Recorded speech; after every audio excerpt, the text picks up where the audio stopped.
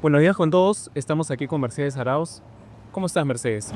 Muy bien, muchísimas gracias por la invitación. Un gusto compartir con ustedes esta conversación. Muchas gracias por estar aquí con nosotros. Bueno, vamos a comenzar con las preguntas. Es la primera pregunta relacionada a tu participación en el cargo de ministra de Economía en el segundo gobierno de Alan, ¿no? Donde se lograron varios avances como la reducción de la pobreza de 49% en el 2006 hasta 27,8% en el 2011. ¿Qué claves hay detrás del manejo de la economía peruana?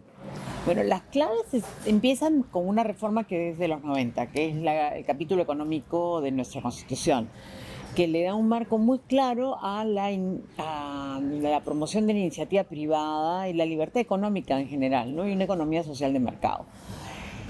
En ese contexto promocionamos muchísimo las inversiones privadas, dándole un marco legal que le asegure al inversionista temas como la estabilidad tributaria, el respeto a los contratos, el libre mercado, como digo, ¿no? Un proceso donde no haya, por lo menos, o se procura no tener prácticas anticompetitivas, entre otras. Y además, un marco de buen manejo macroeconómico. También veníamos de una época de hiperinflación. A partir de esa constitución comenzamos a plantearnos tener un Banco Central independiente, que su misión sea básicamente controlar la inflación, y el encargado de crecimiento económico más bien es el Ministerio de Economía y Finanzas y el Ejecutivo en su conjunto, ¿no?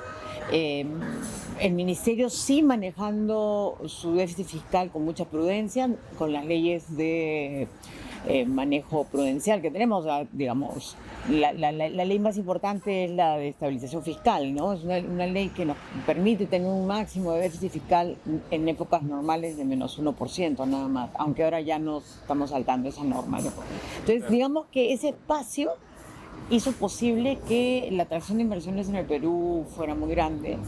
Por supuesto, durante el periodo en que fui ministra con el presidente García, hicimos también, fui ministra de Comercio, Historia y Turismo, una tremenda apertura comercial a través de los acuerdos comerciales. Tenemos más de 23 acuerdos ahora y para penetrar en los mercados, y fomentamos mucho la inversión directa extranjera. Era un buen momento y lo hicimos, y eso llevó pues a generación más de empleo. En el mismo periodo donde otros países crecían a tasas importantes que por su exportación de commodities, pero que lo único que hacían era eh, programas sociales y no tenían un fomento de la inversión, crecían menos y disminuyeron menos la pobreza. Nosotros pudimos disminuir más rápido la pobreza porque generamos empleo a través de las nuevas inversiones. Sí, por supuesto, y lograron cosas súper importantes, como menciona. Adentrándonos un poco más, Mercedes, en el terreno económico y siendo algo que ha mencionado, por ejemplo, Julio Velarde hace no mucho, ¿cómo consideras que está la economía peruana actualmente? ¿Está sobreregulada la economía peruana? Y en esto también tengo otra pregunta enseguida. ¿El mercado, según tu opinión, se regula, se incentiva o se deja fluir? A ver, yo creo que en el caso peruano ha habido un proceso de aumento de las regulaciones y se ha aumentado lo que llamamos en inglés el red tape, es decir, todas las barreras burocráticas que se han generado. Entendible, ¿no? Muchos burócratas tienen miedo a las acciones de la Contraloría o de la Fiscalía y han terminado protegiéndose. Y al protegerse se ha sobreregulado la economía. Ha sido un proceso paulatino. En algunos casos, yo digo hay que regularlo, no hay duda, hay que regular porque hay sectores que dan servicios públicos, privados que dan servicios públicos, entonces hay que tener la adecuada regulación. Por eso existe Ocitran, Ocinermin, Osunas, entidades que dan control, sobre todo porque hay algunos grados de monopolios naturales en algunos de los servicios que se dan, ¿no? Pero en general lo que hay que es incentivar a la iniciativa privada y darle mayor acceso y crecimiento. Hoy día lo que fomentamos más es a la microempresa para que se quede chiquita. No crece. Y ese es el problema. No permitimos dar un salto cualitativo de pequeña, mediana empresa, porque el tejido debería ser de medianas empresas, no de microempresas. Y el tejido general de nuestro país es de microempresas, con un segmento muy pequeño, pero importante y proveedor de impuestos, que es la gran empresa, pero en el medio no hay nada. Entonces, eso es lo que deberíamos hacer, es fomentar una clase media empresarial, y hoy día la limitamos.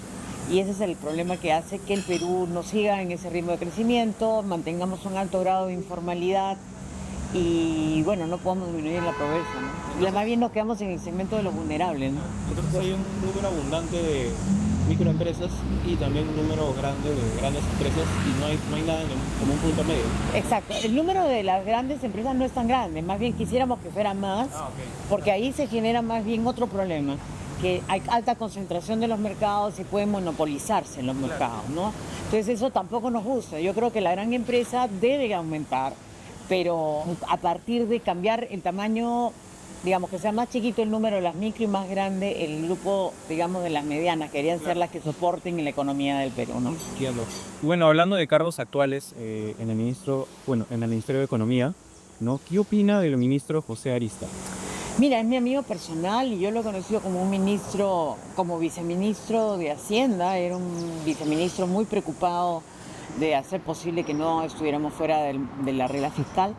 Lamentablemente este año es el segundo año que nos saltamos la regla fiscal y eso no está bien. Yo creo que ahí hay un problema de un debilitamiento del Ministerio de Economía y Finanzas. Por un lado, quizás es por la falta de poder que tiene este ejecutivo, que es un ejecutivo sin bancada, ¿no?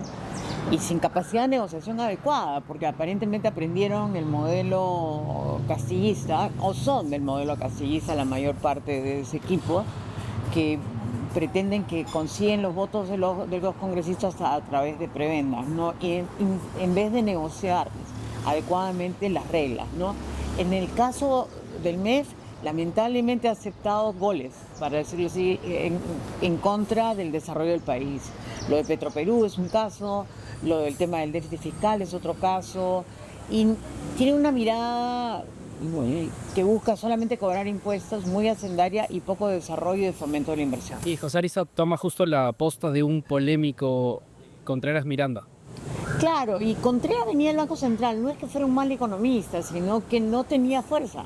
Yo creo que era un economista que, viniendo del Banco Central, que no tenía partido, que no tenía conexiones políticas, no podía hablar con el Congreso y frenar el exceso de gasto que se había generado. Es más, el problema adicional es que hemos perdido frente al Tribunal Constitucional inexplicablemente, dando autorización de gasto a los congresistas, aunque digan que es para el futuro, igual es autorización de gasto. El presupuesto es multianual, el presupuesto tiene que mirarse con su estabilidad permanente y lo que hemos logrado con esto es hacer que aumente más gasto corriente, empleo de gente sin contrato, sin capacidades, como es el caso de los maestros que quieren contratar a 25.000 maestros nuevos sin pasar por exámenes y cosas por el estilo, que es contrario a las reformas que son adecuadas para el desarrollo de nuestras capacidades, ¿no?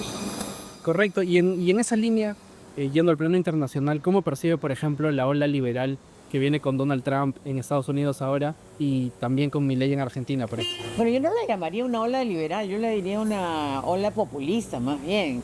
Liberal sería no poner aranceles más altos, y el caso de Donald Trump lo que está diciendo es que voy a subir los aranceles a 10% a todo el mundo, y voy a 10% más y voy a subirle 60% a China. Eso no es liberalismo, eso es proteccionismo.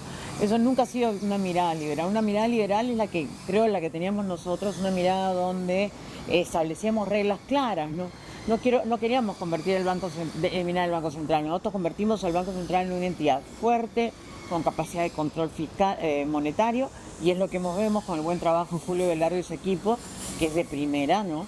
Entonces, digamos, el populismo no es algo que me guste, o sea, a mí, y el conservadurismo menos. Yo soy más liberal todavía en ese espacio. Entonces, creo que aquí vemos un problema serio de confusión. El liberalismo cree en el mercado y en la correcta asignación de los recursos a través del mercado, guiado por el Estado, acompañado por el Estado, pero no un Estado proteccionista o un Estado que pretende intervenir para favorecer cosas que no son ventaja comparativa directa del país. Entonces, por ejemplo, en el caso de Milei, hay cosas que está haciendo que eran necesarias totalmente. Obviamente venía de un país donde 40% de la población por lo menos tenía por lo menos alguna ayuda o subsidio. del Estado. Eso te dice algo, ¿no? Porque no hay una clase media bien formada, todos dependían del Estado. Lo que le pasa a Estados Unidos también, el crecimiento del empleo ha sido más en el sector público que en el sector privado. No se incentiva el desarrollo del sector privado adecuadamente. Entonces sí tiene que hacer una intervención de corregir esas fallas, pero no es solamente disminuyendo impuestos, sino realmente promoviendo un desarrollo productivo competitivo, no a costa de la competencia internacional, o no poniendo las sanciones comerciales que corresponden a las faltas que puede estar cometiendo otro país. Sancionar a países como el nuestro diciendo a alguien de su equipo que nos va a subir el arancel al 60% porque tenemos una inversión privada de capitales mixtos peruanos, chinos, eso me parece un total absurdo, por ejemplo, ¿no? Y totalmente sancionable por las organizaciones mundiales del comercio, ¿no? Por la Organización Mundial del Comercio. Entiendo.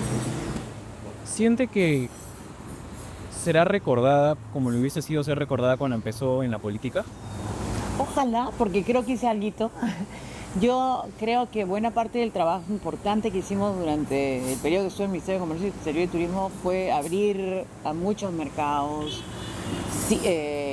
a nuestra economía, ¿no? Y darle además reglas, porque parte de los tratados lo que incluye son reglas de juego que van incluso a lo interno, ¿no? Fomento a la competencia, protección a las inversiones para que generen empleo, protección al trabajador cuando es necesario, cumpliendo las reglas OIT, ¿no? A veces los trabajadores no están adecuadamente protegidos y vemos casos de esclavitud o de uso de niños en el trabajo, de trata, eso está prohibido. Entonces, nosotros sí creo que fuimos capaces de meter fuertes reglas, inclusive protección ambiental, para asegurarnos tener acceso a los mercados y tener lo mejor que pudimos. Y en turismo hicimos algo parecido. Trabajamos muy fuerte en el desarrollo del turismo, generamos pues un ancla como es Machu Picchu, la fortalecimos a través de marketing, pero no solo fue eso, ¿no? Promovimos inversiones en el sector turismo, que fue también algo importante. Sí. Y digo, en economía también facilitamos el desarrollo de varias irrigaciones, mantuvimos un déficit fiscal bajo a pesar de la crisis global y pudimos recuperarnos rápidamente de la crisis, que era una crisis financiera, pero igual nos recuperamos relativamente rápido frente a ello, ¿no? Avanzando un poco en la línea, ¿no? En la línea de su carrera política y más allá del debate académico, del debate constitucional, ¿considera que usted fue la primera presidenta del Perú? A ver, yo asumí un cargo como encargatura. Asumo eso con plena responsabilidad. ¿Por qué? Porque había una falta constitucional que el Tribunal Constitucional nuevo lo ha aclarado y ha demostrado que sí, ha tenido que regular, inclusive ha pedido una regulación para que se evite esas cierre de congresos basado en conceptos fácticos, o sea, eso no existe. Nada se hace por fáctico. En el Perú somos un país que se norma por constitución, legislación, reglamentos, pero no porque algo me pareció. Es cierto que el Tribunal Constitucional de ese momento, eran 4 a favor y 3 en contra, votó para aceptar esta situación, pero lo aceptó porque ya era un hecho ya consumado y no podría retroceder, es lo que asumieron. Y lo dijeron por escrito, así además, ¿no? Pero finalmente yo creo que se equivocaron, porque se demostró posteriormente que esto fue abrir la caja de Pandora y que luego pues todo el mundo usara el bendito juego de la disolución del Congreso y o la vacancia como una herramienta de guerra política permanente y en donde estamos es una situación de crisis, ¿no? O sea, de una crisis política que lamentablemente es muy difícil de sustentar. Ya la gente está hablando de vacar una presidenta nuevamente, porque como la Constitución dice que no lo pueden sacar a los congresistas en menos de un año, pero entonces la mujer va a querer cerrar el Congreso. No podemos vivir en ese juego permanentemente. ¿Consideran, ¿no?, que Vizcarra le dio la espalda a Pedro Pablo? Sí, totalmente. Él fue una persona que engañó a Pedro Pablo y le habló de su lealtad y no tenía ninguna lealtad. Y evidentemente yo creo que Pedro Pablo se equivocó, no le hizo lo que dirían los economistas un due diligence, ¿no? Una investigación a fondo de quién era esa persona y quizás hubiera evitado ese problema, pero finalmente lo mínimo que uno espera es que si le das la confianza y la mano a alguien para que sea tu vicepresidente, te sea leal. Y no lo fue leal ni siquiera en la primera etapa el primer intento de vacancia de Pedro Pablo. Yo ahí sí ya me di cuenta de que el tipo estaba jugando. ¿Usted no percibió esa deslealtad antes? No antes, ha sido en el periodo de la primera vacancia en que ya nos dimos cuenta que sí, que estaba jugando a dos cachetes. Ustedes han compartido bastante tiempo, imagino, Sí. dentro de la cancha. Y durante ese tiempo nunca... No, nunca. O sea, mi impresión es que iba a ser una persona leal. Yo también confié en él, ¿no? Y me dolió mucho la deslealtad, ¿no? Y confié mucho. Pero claro, ya después, cuando entramos al gobierno, vi algunos gestos, pero digo, no sé, medio resentido, qué sé yo, algunos comentarios, ¿no? Pero jamás se me ocurrió de que él hubiera podido estar negociando con el fujimorismo y otros la caída de Pedro Pablo. Y yo me comprometí, inclusive en un momento me preguntaba tú, si Pedro Pablo decide renunciar, ¿tú renuncias? Y yo dije, sí, yo también renuncio. Y él ahí dijo, no, yo no renuncio, yo creo que no. No lo dijo a la interna, ¿no? Salió en público, casi como diciendo sí o no, pero jugando, ¿no? Con las palabras, pero en realidad sí ya se había comprometido a jugar en el golpe, ¿no? Y él se fue, inclusive ni siquiera en la celebración se quedó. Entonces esa ya te muestra la calidad humana. Y cuando yo quise hablar con él varias veces, siempre rehuyó hablar conmigo. Cuando le dije, oye, sincerémonos, ¿qué es lo que quiere? Y no he vuelto a hablar de equipo. No, después de... Mira, yo me puse, porque Pedro Pablo mismo me pidió que siguiera ayudando al gobierno y que me quedara de vicepresidenta, ¿no? Y que siguiera ayudándolo. Y me puse a buscar cómo ayudarlo, ¿no? Pero siempre estaba jugando a doble cara, ¿no? Entonces te das cuenta de que estaba mintiendo. Y mintió delante de la prensa, ¿no? Yo lo escuchaba en una entrevista, en una conferencia de prensa, mintiendo. Yo estaba sentada ahí diciendo, está mintiendo, él mismo me ha contado esta historia, que se ha trabajado con los de Odebrecht. Y ahora viene a decir que no, o sea, y a la prensa le decía que no. Oye, yo sí trabajé, pero no había nadie ilegal, eso hubiera sido más decente, ¿no? Pero él estaba ocultando algo más, ¿no? En su opinión, ¿quién fue el peor presidente de la historia del Perú? Yo creo que este es uno de los peores, por lo menos, porque él hizo mucho daño en la política del Perú. Habían reformas que habían sido propuestas por este grupo de académicos que eran buenas, pero no tomó las mejores y eligió, ¿no? Y en algunas, inclusive después de que se había votado a favor según su pedido, sobre todo cuando estábamos hablando de la reforma para tener el Senado, él pidió que votemos a favor. Y yo le decía, pero que hay una cosa que está mal, discutámosla un poquito más. No. Déjala que pase. ¿Para qué? Para que después él decir que el Congreso había hecho trampa. Cuando él había apoyado y dijo a toda la bancada, voten en esta dirección. Fíjense ustedes el tipo de daño político que le puede hacer una persona que quiere vigilar sus intereses. Cerró el Congreso y el Interregno hizo un montón de leyes que nadie las supervisó, ¿no? Y, o sea, decretos legislativos, decretos de urgencia que no estaban bien vigilados, que estaban fuera del marco constitucional y que han hecho daño al país. Entonces, ¿sí lo consideraría el peor presidente, incluso detrás de Alberto Fujimori? Es que Alberto Fujimori ha sido un tipo que tú tienes dobles sentimientos, ¿no? En sus reformas económicas muy bueno, en algunas reformas de lucha contra, no hay duda, luchó también contra el terrorismo. Tuvo luces y sombras, tenía el GEIN que atrapó muy bien y apoyó al GEIN, digamos. Pero socialmente fue un desastre. Sí, o sea, el tema de... fue un autócrata en el sentido que él usaba su poder para él definir las reglas, o sea, no jugaba a la democracia. Entonces se elegían alcaldes, pero no le permitía ejercer adecuadamente ese poder al alcalde y se lo daba a algún ciudadano que él consideraba era su agente, ¿no? en la región o en la localidad, para generar los recursos por ese lado, usando el FONCOE, por ejemplo, ¿no? Entonces no era un mecanismo democrático, y esa es la parte oscura, ¿no?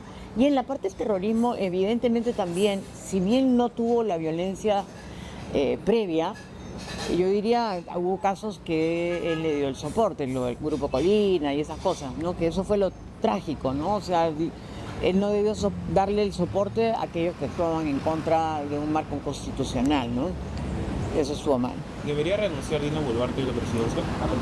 Ahora ya no, ahora yo creo que debe terminar su mandato, a pesar de lo mal que lo está haciendo, pero debe empoderarse y decir, oye, hasta acá este es el límite al Congreso de los abusos, debe ser correcta y mostrar las cartas como debe ser, a pedirle a su hermano que se entregue, miren, no estoy de acuerdo de repente con el fallo, que lo vayan a una segunda instancia, pero hay un fallo judicial. Entonces el hermano de la primera autoridad del Estado no cumple con el fallo judicial. ¿Qué pasó ahí, no? Sí. Eso es como que ya te preocupa, ¿no?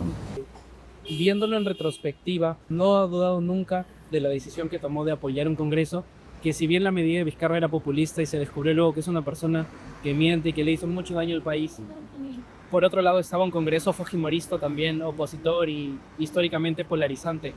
¿No considera que ir por el lado del Congreso podría haber sido un error? Y sí, claro que lo he pensado mucho, pero la verdad es que creo que lo primero que hay que hacer es demostrar que uno debe cumplir con la Constitución y la ley. Entonces yo no puedo irme fuera de ese marco constitucional y de la ley, ¿no? Lo que pasó ese día fue un acto inconstitucional. El acta la firmó un primer ministro que no había juramentado, el primer ministro anterior no lo firmó, no tuvo el voto del Consejo, es más, el Consejo, más de la mitad del Consejo había votado en contra de lo que ya sé, ¿no? Entonces, el Consejo de Ministros. Entonces, era un acto inconstitucional. Entonces, yo mi deber había jurado cumplir la ley. Yo no puedo ir fuera de la ley. A mí me tocaba, por mandato, sustituirlo. Ahora, si el señor conversaba con ese Congreso, ya se venían conversando además, quizás hubiéramos podido regresar a una situación donde, ¿sabes?, sido un pequeño adelanto de elecciones, de todos, incluyendo a ese Congreso que no era el mejor, ¿no? Yo creo que se hubiera podido un arreglo constitucional de salida, tanto del Ejecutivo como del Legislativo, a favor de una nueva situación política donde hubiéramos abierto la cancha otra vez a los ciudadanos. Claro, pero también es consciente que es una decisión que fue bastante polémica y que quizás marcó, considera que cambió un poco la perspectiva que podría tener su carrera o su reputación de alguna forma. Me afectó, sí, pero hoy día puedo decir que actué bien. La gente me dice que nos equivocamos y es lo bueno. Ahora yo escucho voces que, inclusive amigos que no me apoyaron y me dijeron nos equivocamos, nunca esperamos nada, nos habíamos engañado con lo que eran las imágenes de la prensa y nunca nos dimos cuenta de lo profundo y lo duro que fue esa decisión. Para mí fue una decisión muy dura. Yo no quiero llegar a ser presidenta jamás por esa vía.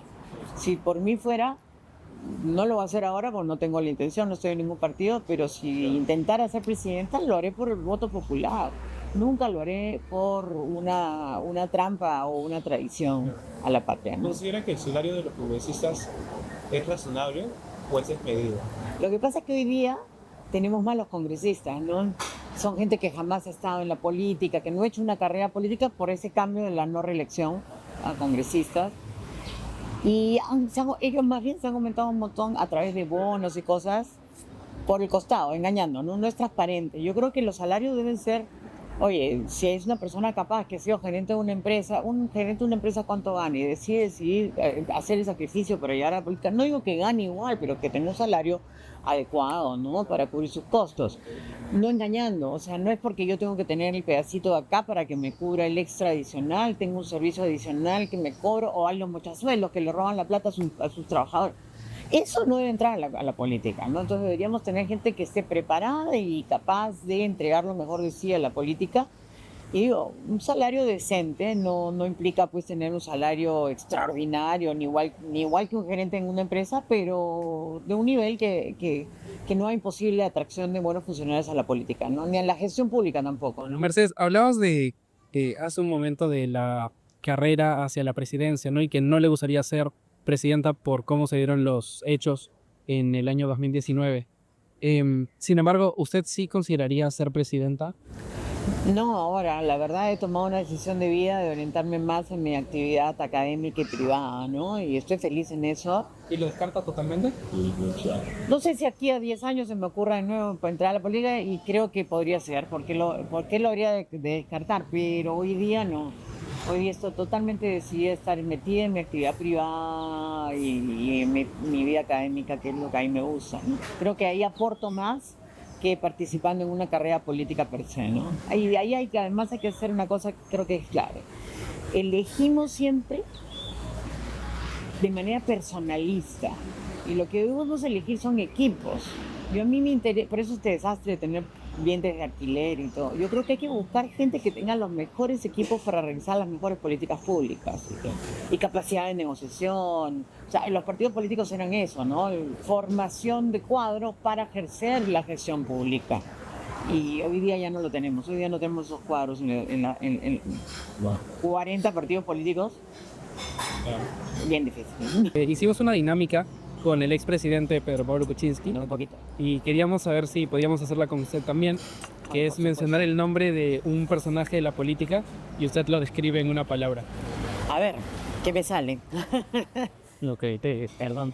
El primero es Julio Velarde, Gran maestro. Alan García, Un buen político. Pedro Pablo Kuczynski, Casi un padre. Alejandro Toledo, Una lástima que haya caído en la tentación. Y dije más de una palabra. Martín Vizcarra, Traidor. Keiko Fujimori, No lo entiendo. Dina Boluarte, Bueno, no esperaba mucho de ella. Mercedes Arauz, Yo aprendí toda la vida